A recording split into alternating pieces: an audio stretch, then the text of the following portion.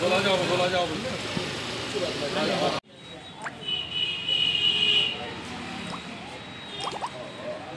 जरा अच्छा था।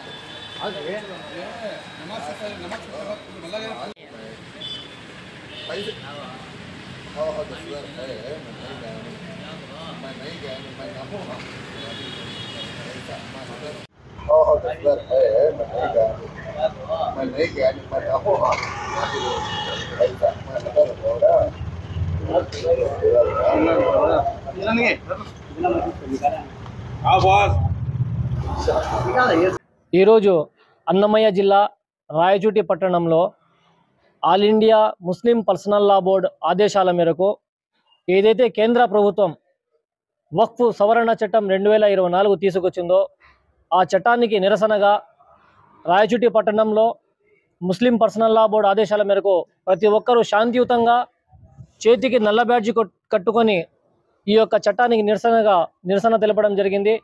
ఈ చట్టం యొక్క సారాంశం ఏదైతే ఉందో ఇది భారతదేశ యొక్క రాజ్యాంగ విలువలకు విఘాతం కల్పిస్తుంది।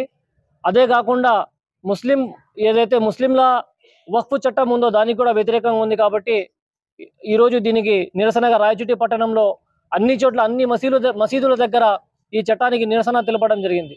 అదేవిధంగా మనం చూసుకున్నట్లయితే ఈ కేంద్ర ప్రభుత్వం ఏదైతే చట్టాలు తీసుకొస్తుందో ఆ చట్టము మనకు రాజ్యాంగ విరుద్ధము। అలాగే మేము రాష్ట్ర ముఖ్యమంత్రి చంద్రబాబు నాయుడు గారికి ఈ యొక్క మీడియా సమావేశం ద్వారా తెలియజేయడం ఏమంటే తెలుగుదేశం పార్టీ అనేది ఒక సెక్యులర్ పార్టీ। అదేవిధంగా ఈరోజు కేంద్ర ప్రభుత్వం ఏదైతే నడుస్తూ ఉందో అది మన తెలుగుదేశం పార్టీ యొక్క బలం పైన నడుస్తూ ఉంది।